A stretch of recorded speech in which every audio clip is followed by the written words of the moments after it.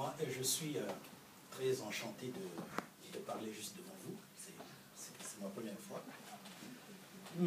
Et donc, je suis l'auteur de 2 ouvrages. Je suis beaucoup plus dans le religieux. Et donc, j'ai écrit Jésus-Christ est noir.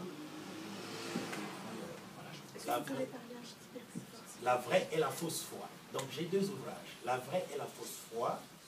Et puis, Jésus-Christ est noir. Bien. Donc, je reviens du Congo-Brazzaville. Et justement, dès que j'entends parler qu'il y a une rentrée littéraire gabonaise, je me dis juste c'est à côté. Je vais essayer un peu de faire parler de cet ouvrage-là. En fait, vous êtes en train de vous rendre compte qu'il y a une grande ébullition, disons, littéraire, mais parfois philosophique et religieuse au niveau de nos pays africains à nous. Et donc, depuis près de 24 ans, je suis dans l'œuvre du Seigneur et j'écris beaucoup des ouvrages pour essayer un peu de réveiller la mentalité, le comportement, l'appréciation, la réflexion de nos populations sur les grands phénomènes religieux. Et donc, dans ce livre, j'essaye de frapper un coup fort, si c'est possible, pour que, au moins, on essaye de se dire, eh bien, vous savez, on nous enseigne beaucoup de choses sur la religion, mais nous ne devons pas toujours tout prendre comme ça, comme si c'était la vérité. Et donc, j'ai essayé d'écrire ce livre pour que les gens réfléchissent, pour que les gens se posent véritablement la question et savoir le Dieu que nous prions, comment il est, quelle est sa nature, et est-ce que la Bible, qui est par exemple le livre phare de toute religion, enfin disons la religion à obédience chrétienne, est-ce que ce que la Bible dit à propos de Jésus, est-ce que ce que les médias disent, est-ce que ce que les peintres, les artistes nous dépeignent un Jésus blanc aux yeux bleus, tout ça, est-ce que c'est vrai? Eh bien, j'ai dit, écoutez, je vais faire un travail. Donc c'est ce travail-là que je fais dans cet ouvrage, et pour essayer un peu d'alarmer, en quelque sorte, tous les gens-là qui aiment Dieu, et tous les gens qui aiment Jésus, et qu'ils essayent un peu de réfléchir par rapport à tout ça, et puis voilà. Donc j'ai pu réussir de faire ce travail-là aux éditions Mélivé. Et puis j'ai un autre ouvrage, toujours dans la même circonscription d'intérêt, la vraie et la fausse foi. Parce que le plus souvent, on se rend compte que la foi, que les gens prétendent dire avoir la foi, ce n'est vraiment pas la foi. La foi, c'est devenu comme de l'abstraction, de la philosophie. Il n'y a rien de concret là-dedans, alors que quand on observe la Bible, par exemple, tous ceux qui ont dit avoir la foi, ils étaient des hommes d'action, ils ont révolutionné leur société, ils ont fait des grandes choses, ils ont délivré les peuples qui étaient souffrants, ils ont été une bénédiction pour les gens. Et finalement, aujourd'hui, la religion, c'est devenu quelque chose qui ne change même pas le monde, l'entourage et tout. Et donc, voilà ce qui m'a conduit à faire ce travail-là avec les éditions Percy. Bon, c'est tout ce que je voulais vous dire. Merci, monsieur Gaston Maungo. Donc, je vais redonner la parole à mesdames, donc à Elisabeth ou à Christine Staralen. Donc, chacune, celles qui se sont les plus à l'aise pour commencer. Je vous laisse présenter votre œuvre aussi. Merci. Donc, Elisabeth Falcon, je suis partie un petit peu de la même idée que mon collègue, à savoir un questionnement sur ce qui faisait le monde aujourd'hui, sur toutes les violences auxquelles on assiste. On parle beaucoup de diversité au niveau légal depuis 2005. Donc, je me suis tout simplement demandé pourquoi, quelle en est la raison. Alors, je travaille beaucoup en entreprise. Je suis contrôleur de gestion à la base, je fais beaucoup de formations, j'interviens auprès des individus, j'interviens auprès des équipes. Et puis, je me suis questionnée à un moment donné. Moi, je n'avais jamais eu de problème. Les équipes sur lesquelles que j'accompagne, ça se passe bien. Donc, qu'est-ce qui fait qu'il y a une telle régression dans le monde à l'heure actuelle? Qu'est-ce qui fait qu'il y a de plus en plus de conflits? Que sur toutes les thématiques liées à la culture, à la religion, à la parité, au handicap, qu'il y ait une telle montée en puissance, qu'on en parle autant, et puis globalement que l'on n'agisse pas ou alors que ça se passe mal. C'est-à-dire que bien souvent on récupère des équipes cassées parce que l'accompagnement, les problématiques ont été mal abordées. Donc je l'ai abordé un petit peu sous l'angle politique, économique, historique. J'ai un petit peu réfléchi sur toute l'évolution.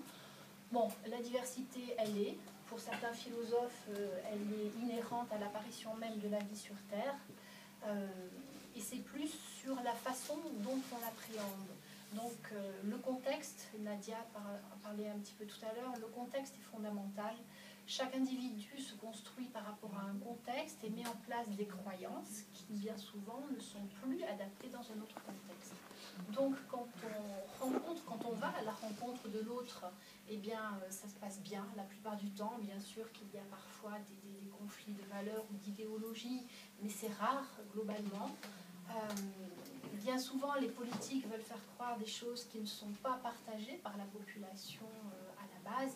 Et quand on met en place simplement un dialogue du cœur, quand on travaille sur des équipes et que l'on utilise les bonnes approches, les conflits se débloquent, les situations évoluent et dans un sens qui est de plus en plus souhaité par la majeure partie des personnes. En gros, quel est le monde dans lequel je vis aujourd'hui, d'accord, mais quel est surtout le monde dans lequel je veux vivre.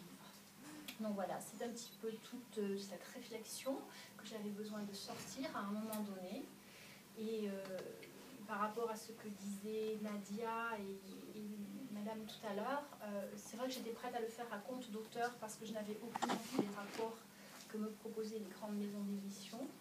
Et par hasard, le hasard faisant souvent bien les choses, j'ai pu rencontrer Nadia et son approche. Voilà. Merci Elisabeth. Donc je vais maintenant passer, alors après les présentations de chaque auteur, il y aura un moment d'échange avec le public notamment, où vous pourrez poser toutes les questions que vous aurez à leur poser. Voilà, donc je vais laisser parler Madame Christine Westerhalli, qui est conteuse et qui va nous parler de cette partie. Alors je voudrais bien rebondir avec vous, parce que en tant que conteuse donc de la tradition orale, j'aime bien parler de passerelles, de ponts, d'échanges.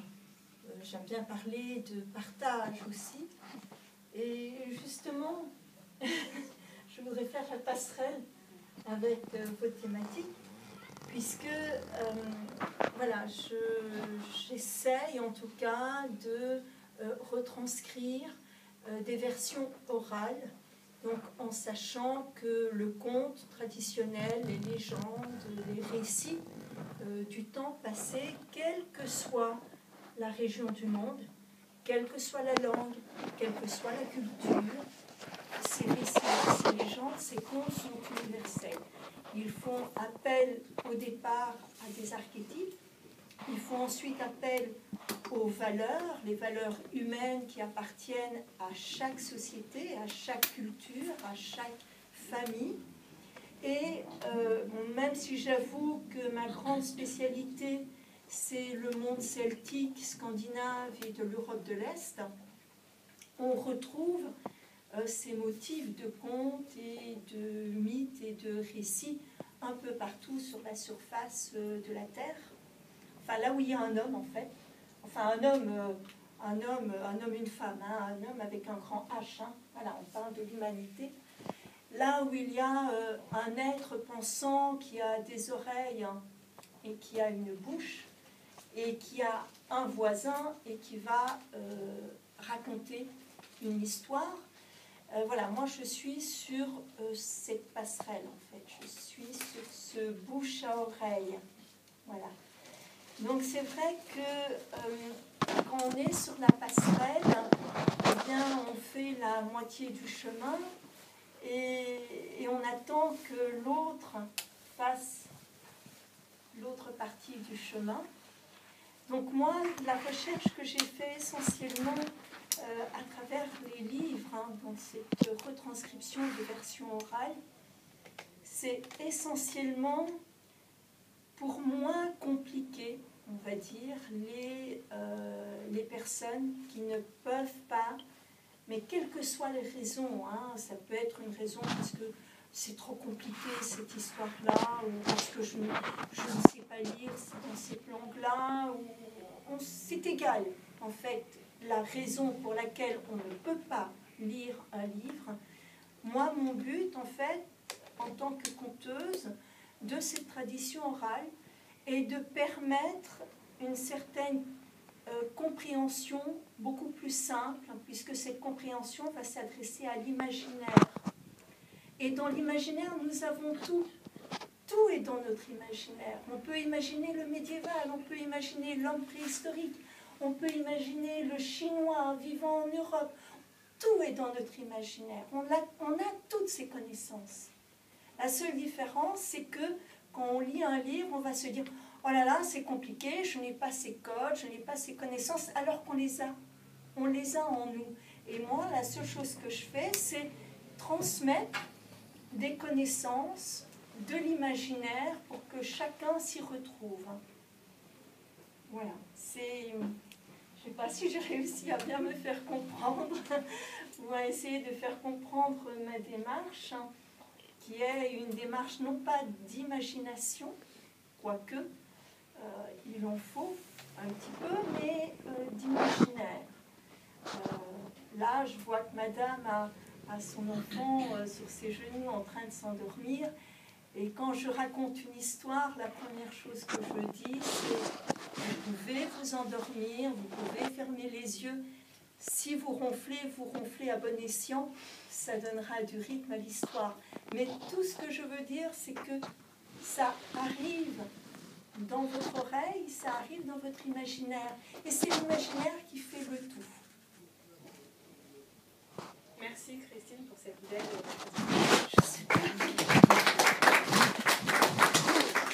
Je vais laisser la parole à une autre dame qui est parmi nous, donc Destinée Mouda, qui est là. Et je vais vous parler en rapport avec le thème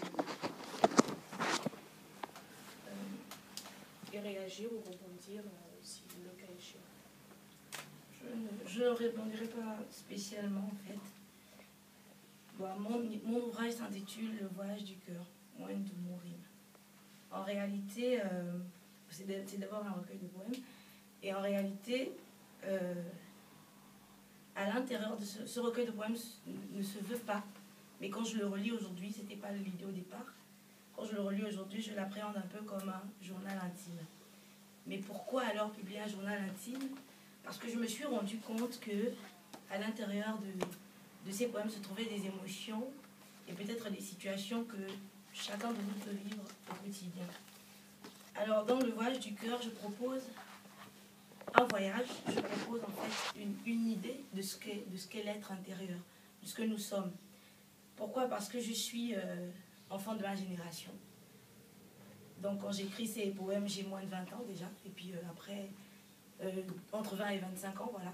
Et je viens en France, je quitte mon pays et je viens en France pour des études. À ce moment, il se passe quelque chose, il se passe que je dois réapprendre de nouveaux codes, je dois réapprendre une nouvelle façon de vivre, je dois réapprendre une nouvelle façon de faire parce que mon environnement est différent. Et à ce moment, je me pose beaucoup de questions. Et il faut souligner que je suis juriste en fait, et j'ai toujours été quelqu'un de peut-être révolté par les injustices. Donc, je fais du droit humanitaire, ce qu'on appelle le droit du maintien de la paix, le droit des conflits armés. Et donc, j'ai voulu entrer dans ce cadre-là pour comprendre les guerres en Afrique en général. Et à ce moment, j'ai été frappée par quelque chose, c'est qu'il est important de se connaître soi-même avant de pouvoir avoir une relation saine avec l'extérieur et avec les autres. Donc, ça m'a emmené à écrire Le voyage du cœur. Pourquoi Le voyage du cœur? Parce que c'est une redécouverte de ma personne. En réalité, je suis arrivée en France, j'étais toute jeune, j'avais 17 ans et demi, et je ne me connaissais pas encore réellement. Et au contact de cette nouvelle vie d'étudiante, j'ai appris à me connaître, à savoir ce que j'aime, ce que je n'aime pas, mais aussi il a fallu que je redécouvre ce que je suis, parce que je ne le savais peut-être pas. Et donc, c'est une proposition à tous ceux qui... parce que je sais qu'en général, lorsqu'on vient ici, on est un peu perdu entre deux mondes. On devient un peu des êtres hybrides. C'est vrai qu'on reste, pour les Gabonais ou les Africains, on reste des Africains ou des Gabonais, mais quand on va se mettre en face de ceux qui sont restés au pays, on aura toujours une petite différence parce que le voyage ne peut pas nous laisser intacts, c'est impossible. Donc voilà, je suis de cette génération-là, de ceux qui sont partis et qui ont appris une autre culture et donc qui doivent trouver à l'intérieur ce qu'ils sont réellement. Et donc je propose à beaucoup de mes frères qui sont dans la même situation que moi, c'est-à-dire de ceux qui se cherchaient, un chemin, un voyage à entreprendre. Ce que je propose dans mon ouvrage, il est très petit, 88 pages, voilà, il est très slim, comme on dit. Mais je le propose en 3 parties. D'abord l'être intérieur, ensuite la terre, et pour terminer, l'amour. Parce que j'estime qu'on ne peut pas aimer, parce que l'amour est toujours une destination. c'est un lien, c'est une relation de soi à soi-même ou de soi avec les autres. Alors j'estime qu'on ne peut pas aimer si on ne sait pas qui nous sommes d'abord, c'est-à-dire notre intérieur, et si nous n'avons pas appris à manipuler ou à connaître de ceux qui nous entourent, de la terre, mais aussi des choses qui font et qui construisent notre intellect, notre façon de penser. Donc c'est ça ma proposition, le voyage du cœur, voyager avec moi. C'est des poèmes, mais ce ne sont pas des histoires extraordinaires, c'est juste des émotions que chacun de nous peut ressentir. Je parle de ma terre, du manque que j'ai, de l'exil. Je parle aussi des blessures que je ressens en tant qu'Africaine quand je vois tout ce qui s'y passe, mais je parle aussi beaucoup des relations que je peux avoir avec mon père, ma mère, mes soeurs et frères, des blessures que je peux avoir par rapport à tous les chagrins de la vie. Mais je pense que c'est des choses que chacun de nous est appelé ou peut vivre n'importe quand. Et donc, c'est à ce titre-là que c'est intéressant. Alors, je n'ai pas d'autre chose à dire, si ce n'est, voilà. Merci Delphine. Alors, nous avons deux autres auteurs, M. Barthélémy Ngom et M. Bakary Diallo. Donc, nous allons commencer par Barthélémy Ngom, qui va nous parler de son œuvre également. Bon, je m'appelle Barthélémy Ngom, je suis ingénieur de métier, mais depuis que j'ai pris ma retraite, je suis devenu auteur. J'ai déjà publié une dizaine de livres, des romans, des essais, mais les deux derniers ouvrages que je vais vous présenter, que j'ai publiés,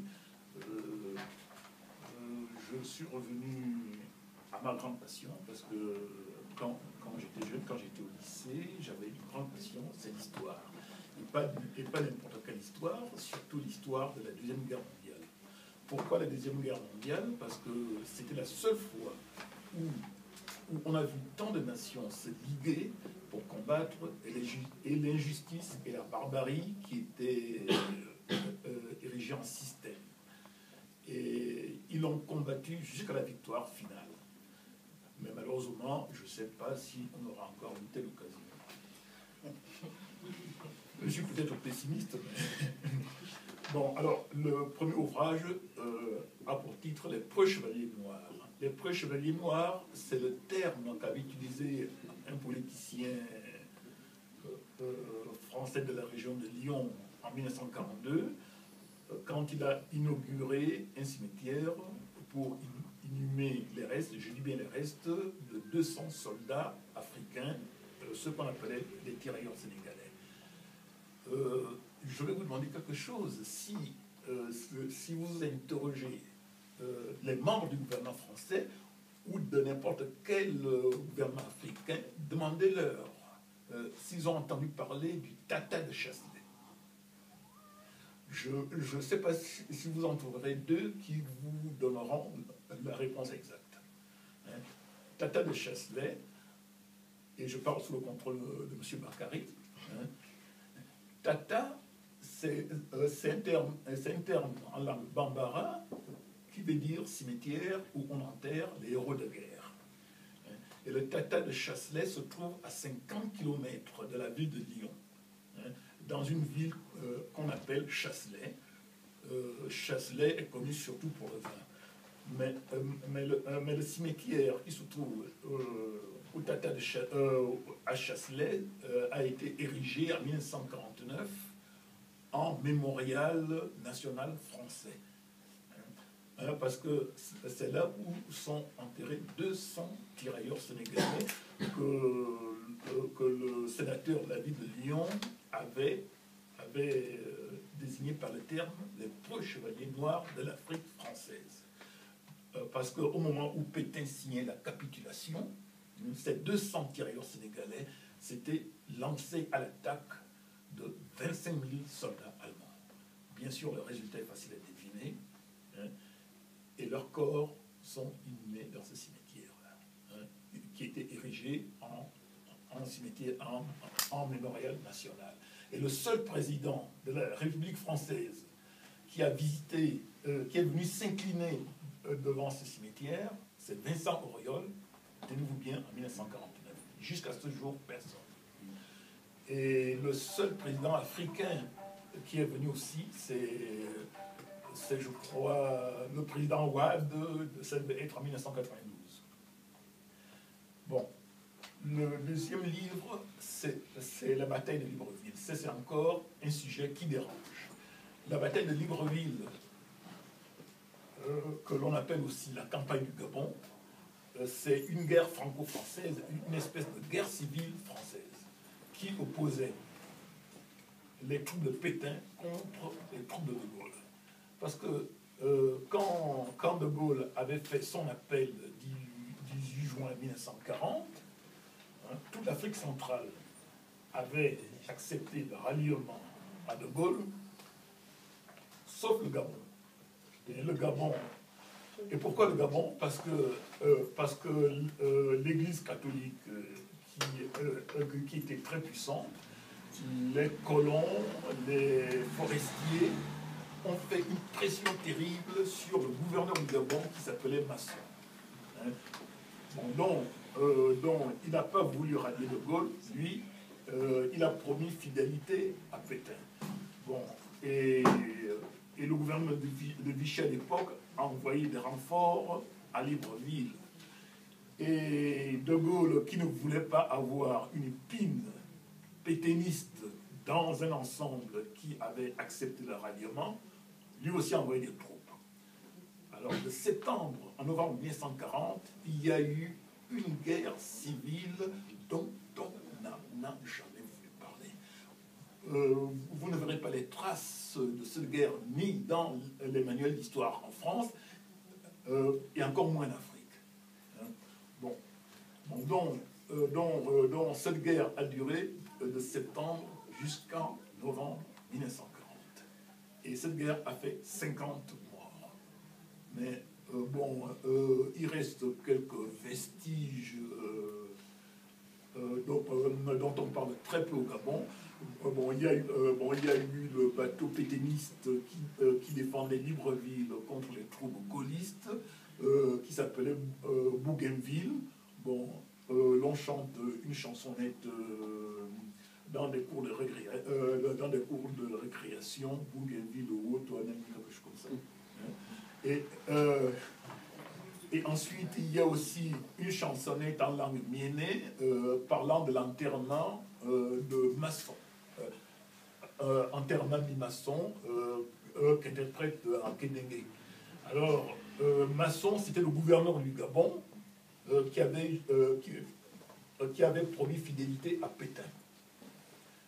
Et quand les troupes de Gaulle sont arrivées, alors il a été fait prisonnier et enfermé dans une chambre. Et quand on est venu le chercher le matin, on l'a retrouvé pendu. Et pour le punir, De Gaulle a exigé qu'on l'enterre à Libreville. Le jour de son enterrement, il y avait 3 personnes et un chien. Et c'est pourquoi quand on demande à quelqu'un comment s'est passé l'enterrement de tel, s'il n'y a pas eu beaucoup de monde, on dit, oh, ça s'est passé. Il y a une chansonnette qui dit, c'est un enterrement comme un maçon. Ça veut dire qu'il y avait peu. Donc, voilà. Merci. Merci beaucoup, monsieur. Alors, je vais laisser parler un jeune auteur qui est parmi nous aussi, qui est Bakary Diallo, et voilà. Il va vous parler de son engagement lui aussi. Alors, donc moi, je m'appelle Bakary Diallo, donc je suis malien d'origine. En fait, à la base, je suis ingénieur en informatique. Donc, j'ai fait mes études supérieures en fait ici en France. Donc, lorsque j'ai eu mon bac, juste après, je suis venu en France en 2003. Et justement, quand je suis venu en France en 2003, j'ai eu l'occasion de voir en fait comment ça se passait, le système pédagogique ici en France d'une manière générale, mais aussi apprendre carrément tout ce qui se passe dans un pays, carrément une nouvelle vie qui était pour moi, de savoir vraiment comment ça se passe au niveau, comment on fait pour vivre ici, tout ce qui touche en fait la nouvelle vie lorsqu'on quitte chez soi. Et donc je me suis dit que ce qui serait intéressant en fait, ce serait de sortir un livre que j'ai appelé Au-delà des frontières. Et dans ce livre en fait, je parle de mon parcours. Et pourquoi je l'ai sorti, en fait, il y avait deux raisons. La première, c'était d'abord pour rendre hommage à mes parents, puisque c'est grâce à eux, en fait, que je suis venu en France et que j'ai poursuivi mes études. Et la deuxième chose, c'était parce que, en fait, je pensais que c'était comme une sorte de devoir, en tant que, pas seulement en tant que Malien, mais aussi en tant qu'Africain, de pouvoir raconter, en fait, aux jeunes aussi comme moi qui ont eu leur bac et qui ont décidé en fait de poursuivre leurs études en fait en France. Et donc je me suis dit ce serait bien de sortir un ouvrage qui va raconter en fait comment ça se passe en fait la vie en France. Et d'une manière générale en fait l'intégration en France, donc c'est-à-dire tout ce qui était démarches administratives, tout ce qui est recherche d'emploi, tout ce qui est recherche de stage, tout ce qui est vraiment intégration, parce que ce sont des choses qu'on ne sait pas forcément lorsqu'on vient de son pays d'origine. Et parce que lorsqu'on veut partir faire les études, qu'est-ce qu'on se dit? On se dit, bon, je cherche une école, je cherche une université et je veux venir.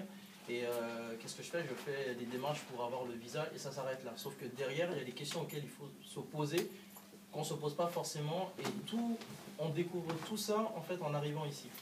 Et donc moi, justement, je me suis dit, je vais écrire un livre qui va parler de mon parcours scolaire, mais aussi d'une manière générale de la vie en France. Et dedans, je vais parler de tout ce qu'on voit lorsqu'on arrive ici. Donc je parle de moi, je parle aussi de récits d'amis avec qui j'avais fait mes études supérieures, mais aussi des amis qui racontent en fait leurs anecdotes. Donc c'est carrément un récit, donc c'est des Camerounais, des Sénégalais, des Ivoiriens, vraiment un brassage culturel. Et justement, donc je me suis dit, bon, je vais sortir ce livre-là, et le but, c'est de présenter ce livre non seulement en Afrique, dans les universités, mais aussi les lycées, pour que les jeunes étudiants qui décident de partir en France pour étudier sachent en fait à quoi ils doivent s'attendre lorsqu'ils veulent venir ici. Donc c'est pas dans le but en fait de dissuader ces étudiants de venir, mais c'est plutôt pour mieux les préparer. Donc on a tous, on va dire, dans ce cas de figure, on va se retrouver, et on a souvent des frères, des cousins qui sont dans leur pays, qui disent que je vais venir en France pour étudier, qu'ils ont une autre vision en fait des choses, pensant que c'est facile ici, que c'est l'Eldorado et que tout se passe bien. Et donc je me suis dit, pour arrêter justement ces choses-là, je vais sortir ce livre. Donc c'est ce que j'ai fait, et par la même occasion, j'ai eu l'occasion en fait de partir au Mali et de pouvoir présenter ce livre à des étudiants qui voulaient justement partir en France, et d'autres qui se disaient justement ils veulent partir mais ils ne savent pas comment ça se passe. Et donc il y a eu un débat comme ce qu'on est en train de faire ici avec ces jeunes-là, et ça a été justement intéressant de voir quelles sont les questions qui se posaient et qu'est-ce qu'ils avaient en fait, quels sont les préjugés qu'ils avaient, les pressentiments qu'ils avaient en fait lorsqu'on était ici. Parce que eux, ils regardent la télé, c'est beaucoup de on dit, on voit plein de choses, des facilités, on se dit bon ben, je vais aller en France coûte que coûte. Et donc justement, lorsqu'il y avait des questions qu'ils posaient, c'était intéressant de pouvoir répondre à leurs questions et carrément de les désillusionner par rapport à ce qu'ils pensaient en fait de ça. Et donc justement, c'est là que je me suis dit, c'est une action, en plus de sortir ce livre-là, je vais faire une action qui va aller beaucoup plus loin, c'est-à-dire, justement avec Madame Origo, on est en train de voir, c'est-à-dire aller au-delà du simple fait de sortir un livre, mais de carrément parcourir certains pays en Afrique, et pour pouvoir adresser un message à ces jeunes Africains qui veulent venir en France pour étudier, parce qu'il y en a plein qui pensent que ça se passe très facilement et qui sont vraiment en dehors, qui ne savent pas vraiment les réalités en fait de ce qui se passe lorsqu'ils viennent ici. Et c'est pour éviter justement tous les problèmes qu'un étudiant peut rencontrer quand il vient ici, parce que lorsque tu viens ici, tu te dis bon, je vais... parce que chacun vient avec ses problèmes. Il y en a où lorsqu'ils viennent ici, ils doivent en plus d'étudier, travailler pour subvenir aux besoins de la famille. Il y en a, ils ne peuvent pas parce qu'ils doivent simplement étudier et qu'ils n'ont pas le temps de pouvoir travailler et faire d'autres activités. Donc en fait, chacun a ses propres problèmes, ses propres réalités. Donc je me suis dit, bon, on va sortir un livre, on va lancer une campagne d'action pour que les gens prennent vraiment confiance des choses et qu'ils se disent, bon, voilà, c'est vraiment comme ça que ça se passe, et c'est pour vraiment éviter tout ce que rencontrent les jeunes, à savoir les expulsions, les gens qui n'arrivent pas à avoir les papiers, et vraiment qui prennent vraiment conscience des choses, Et voilà, parce qu'aujourd'hui, actuellement, dans les institutions qui existent, c'est pas le gouvernement du pays d'où l'on vient qui va vous dire comment ça se passe, et c'est pas le pays visiteur ou d'accueil qui va vous dire vraiment les réalités des choses. Eux, ils prennent un dossier, vous voulez venir, vous remplissez les conditions, vous venez, et puis ça s'arrête là. Donc voilà, toute la démarche.